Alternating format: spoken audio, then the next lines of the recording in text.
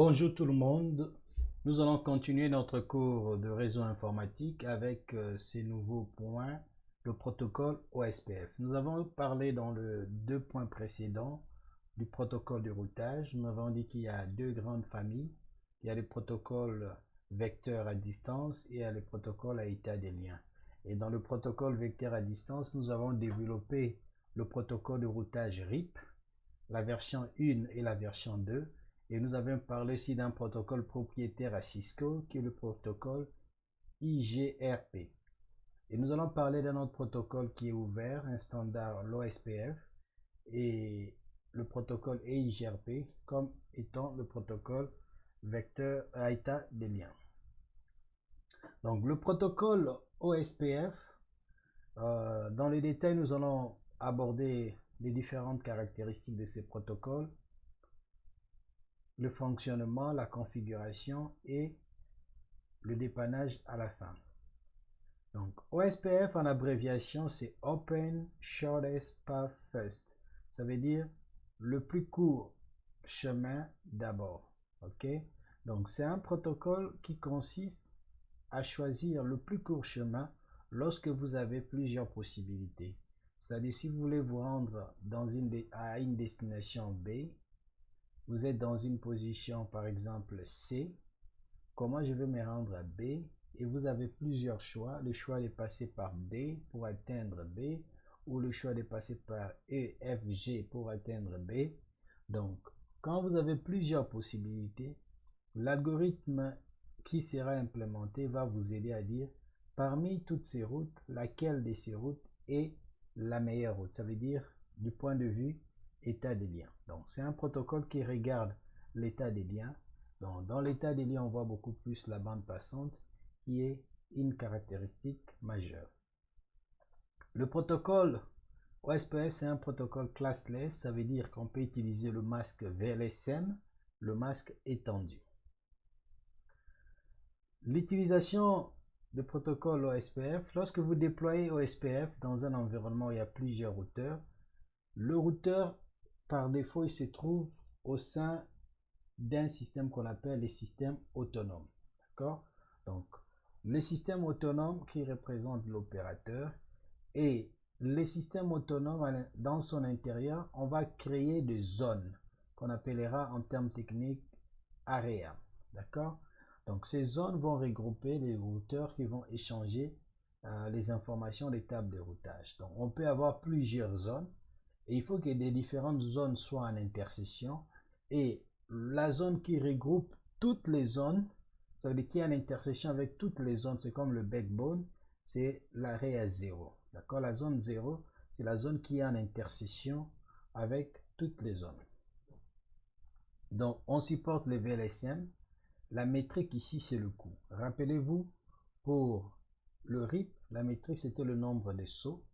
Ici, la métrique, c'est le coût en termes de la bande passante. Dans le protocole à état des liens, on émet des mises à jour à chaque fois qu'il y a changement topologique, ou bien lorsque nous avons collecté les informations des différents voisins. L'objectif est de comprendre tous les nœuds qui sont tout autour du routeur. D'accord? Donc la connaissance exacte et complète de la topologie du réseau. Donc chaque nœud connaît l'existence de ses voisins adjacents parce que lorsque vous configurez un protocole de routage sur un routeur, par défaut, on intègre déjà les routes qui sont directement connectées au routeur. Grâce à ces routes-là, on va collecter les informations de routeurs lointains. Donc l'algorithme qui sera utilisé, c'est l'algorithme de Dijkstra. Donc on va prendre le graphe qui représente la connexion entre plusieurs routeurs, on va représenter sous forme d'arbre et on va appliquer l'algorithme de Dijkstra pour trouver le meilleur chemin entre deux nœuds. Donc l'OSPF peut être déployé sur plusieurs types de réseaux. L'OSPF utilise la notion des aires, ça veut dire la notion des area pour regrouper le nœud. Ça évite aussi d'avoir une grande table de routage.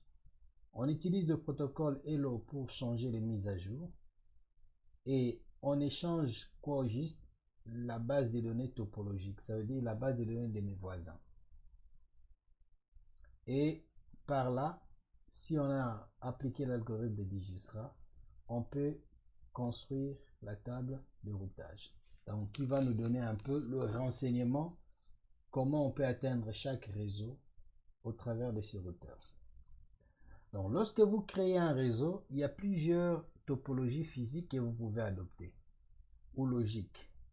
Donc, il peut y avoir un réseau multi-accès, d'accord, où tous les nœuds auront accès de façon simultanée, mais c'est aussi un réseau où on doit éviter la collision parce que si deux nœuds transmettent au même moment, il y aura la collision.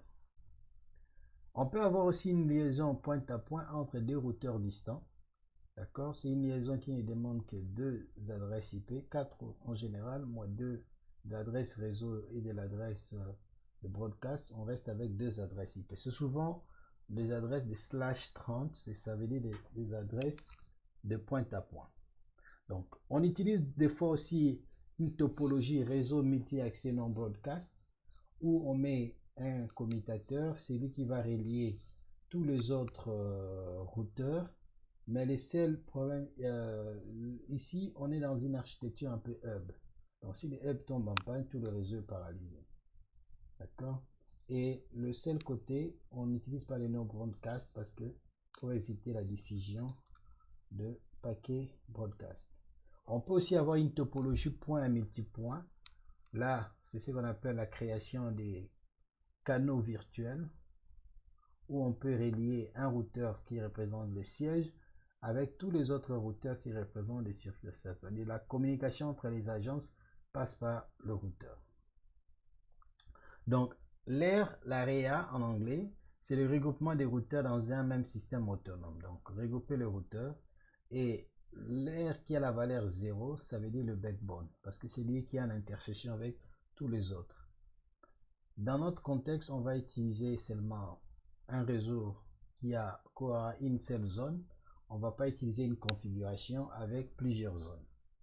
Donc l'objectif, c'est de réduire la taille des tables de routage. Moins vous avez de routeurs dans une zone, moins sera la table de routage en termes d'entrée.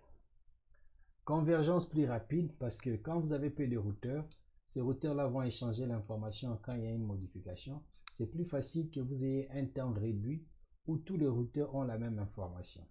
Mais si vous avez plusieurs routeurs, l'échange prend du temps jusqu'à ce qu'il y ait une totale synchronisation. D'accord? Donc ça réduit la fréquence des calculs SPF.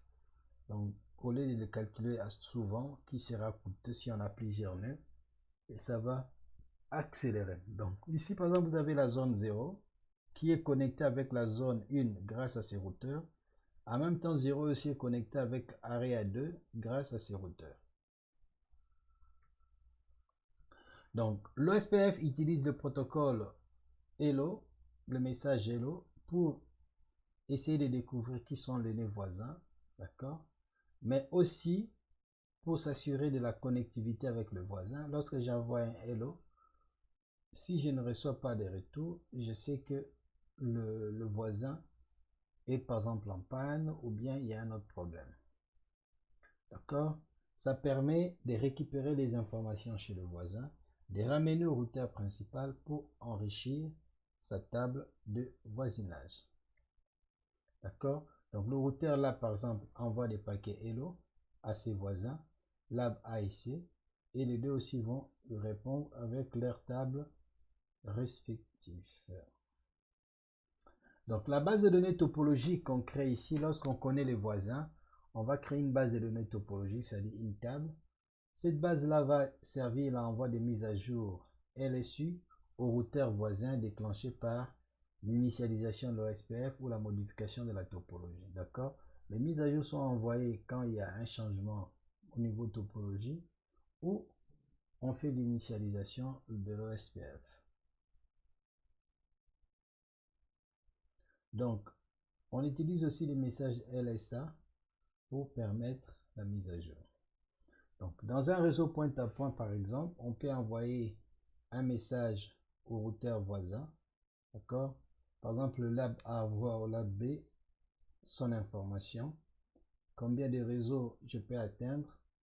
Comme ça, B va mettre à jour sa table. Donc, chaque réseau multi-accès, on choisira un Designated Router et un Backup Designated Router.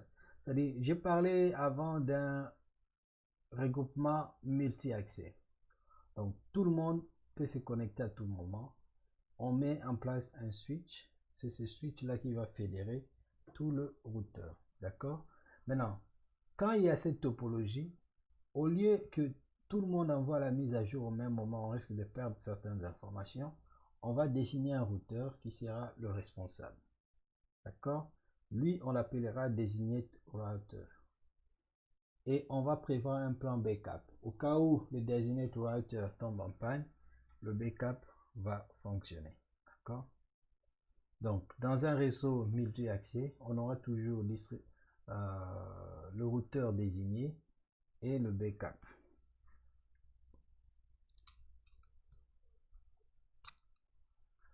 Lorsqu'on choisit le routeur désigné, deux critères sont utilisés. Le premier critère, c'est d'abord la notion de priorité. Le routeur ayant la plus grande priorité sera élu DR.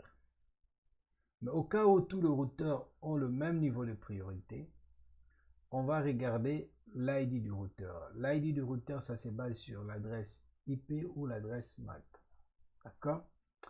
Donc, router ID, celui qui aura la valeur la plus élevée sera élu DR. Donc, si j'ai la grande priorité, je suis DR. Si la priorité est égale entre tous les routeurs, on va choisir celui qui a la meilleure valeur de router ID. Donc, comment on choisit? L'existence d'un routeur ayant une priorité plus élevée que moi, si oui, celui-là sera élu DR. Mais non, s'il n'existe pas, on va encore vérifier l'existence d'un ou plusieurs routeurs ayant une interface loopback, parce que le loopback est prioritaire à l'interface normale. Si oui, donc le routeur ayant la plus grande adresse IP sur son interface loopback sera désigné. Et dans les cas contraires, le routeur ayant la plus grande adresse IP configurée sur l'une de ses interfaces sera élu DR. Dans la construction de la table de routage, nous avons dit qu'on construit d'abord une table de topologie qui vous donne l'information sur tous vos voisins et le voisin de voisin. À partir de la base de données topologique, c'est-à-dire qui a été créée précédemment, on va appliquer l'algorithme de Dijkstra pour donner le meilleur chemin pour atteindre différents types de réseaux. D'accord? Donc, vous avez le message Hello qui est dans la base de données et le message sera échangé entre les différents routeurs et ça va créer la table de topologie. Et sur cette table, on va appliquer l'algorithme SPF pour avoir la table de routage. Donc, c'est Dijkstra qui a créé cela. C'est l'algorithme du plus court chemin. Et le meilleur chemin est estimé en termes de coût le plus bas. D'accord? Le coût, c'est 10 à la puissance 8 divisé par la bande passante. Comment on configure l'OSPF? Donc, pour configurer l'OSPF, c'est simple. Il faut juste activer l'OSPF sur le routeur. Ça veut dire taper en mode config routeur OSPF.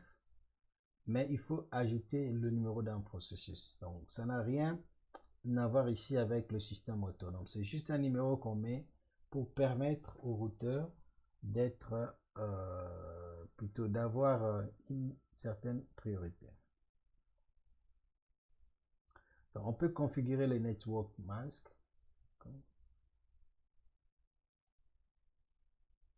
Donc, si vous regardez ici, la configuration par exemple du routeur A, le routeur A est connecté à des réseaux. 192.168.1.0/27 et 1.0/27. Donc, qu'est-ce qu'il faut faire? Plutôt ça, c'est déjà l'adresse réseau. Ou plutôt c'est l'adresse de l'interface. On va appliquer l'OSPF. Voilà ce que l'OSPF nous donne. Le 1 ici, c'est juste un nombre aléatoire que vous pouvez mettre. Ça représente juste le processus dans votre ordinateur. On peut configurer les interfaces loopback pour avoir de l'ascendance sur la carte physique réelle. On peut configurer la bande passante avec la commande bandwidth et on donne la valeur. Ça veut dire au-delà, tous les paquets seront rejetés. L'USP, IP-OSPF Priority, c'est aussi une autre valeur qu'on peut utiliser pour fixer la priorité de votre protocole. On peut aussi utiliser ça pour calculer le coût en termes de matériel. On peut sécuriser la communication entre différents routeurs en insistant sur l'authentification du routeur voisin. Pour cela, il faut taper la commande IP espace OSPF Authentication Key. Donc IP espace OSPF espace Authentication Key et le password. Donc, on peut créer plusieurs zones. Area 0 Authentication. Okay.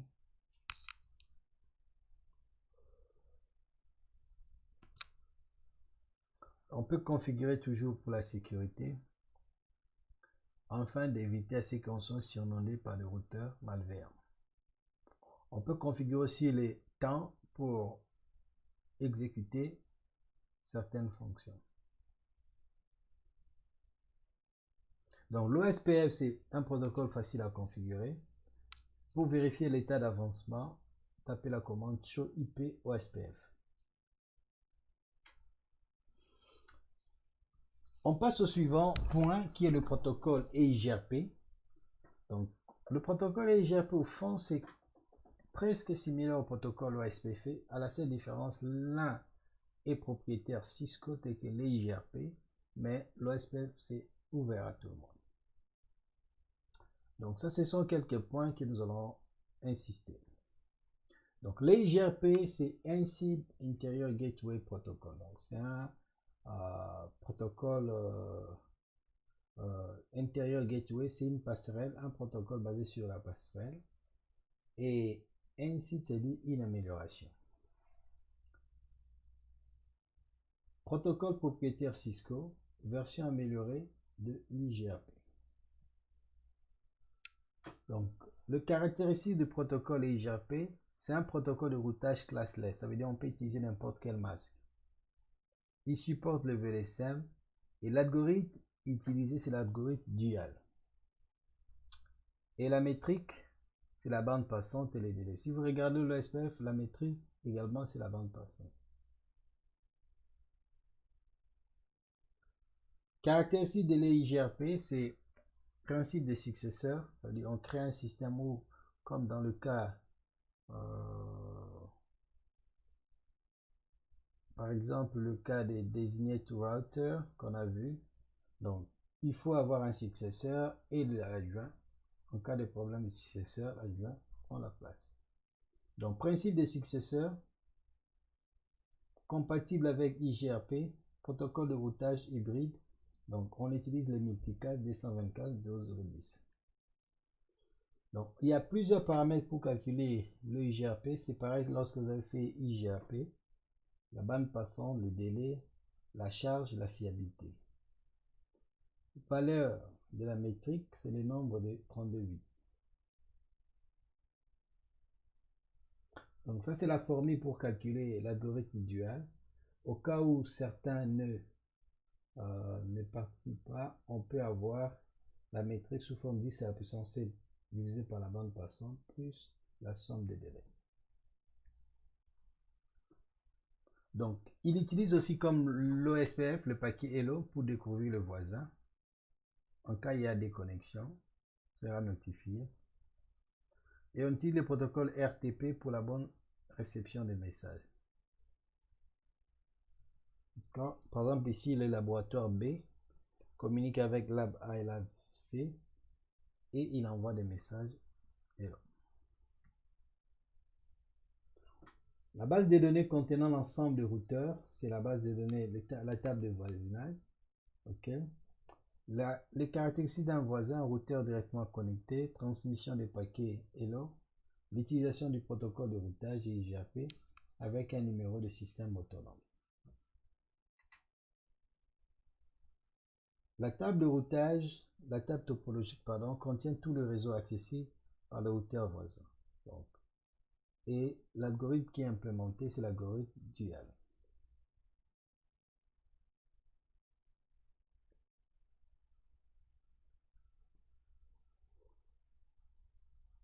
Il y a plusieurs autres métriques qui peuvent être utilisées, d'accord, telles que Advertised Distance, c'est la métrique annoncée pour un réseau donné, Feasible Distance et le successor.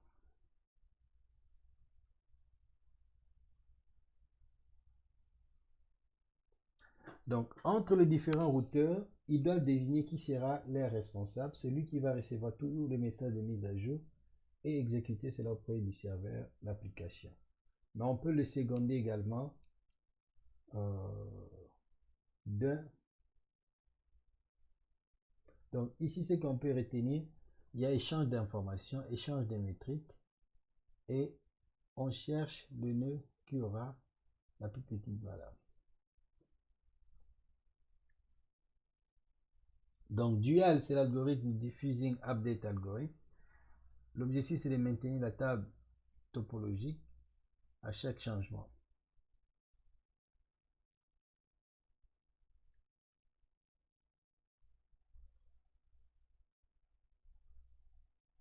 Donc, l'algorithme de dual se basera sur 3 documents. Premièrement, la table de voisinage qui va aider à collecter les informations, va donner la table de topologie et on va appliquer certaines transformations pour avoir la table de routage. Donc, les IGRP, comme le SPF, c'est facile à configurer, routeur IGRP, sauf que le numéro que vous mettez à côté pour le SPF, c'est juste un processus interne, mais tandis que lorsque vous configurez les IGRP, le numéro que vous mettez à côté, c'est vraiment le système autonome. On peut configurer la bande passante, par exemple ici, on a configuré la bande passante. On peut aussi empêcher à une interface de recevoir des mises à jour.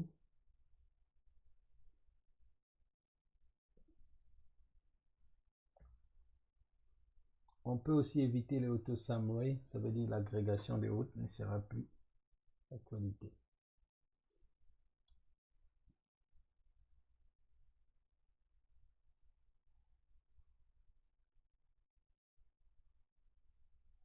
Donc ici, combien de chemins possibles on peut trouver. Et à partir de là, nous pouvons calculer le meilleur chemin.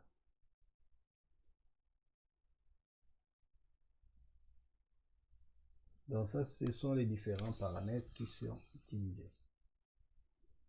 Donc l'IGRP, par exemple, pour le routeur A, c'est connecté avec un réseau 172.16.0/26.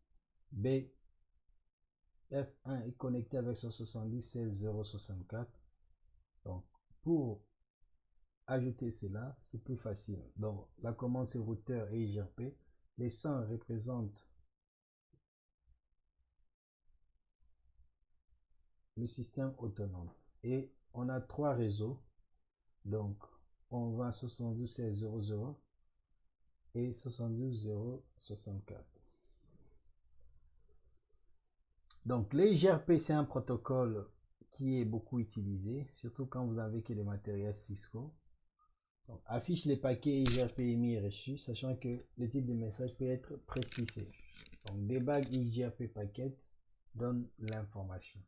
Et debug IGRP neighbor affiche les paquets hello émis et reçus par le routeur ainsi que le voisin découvert.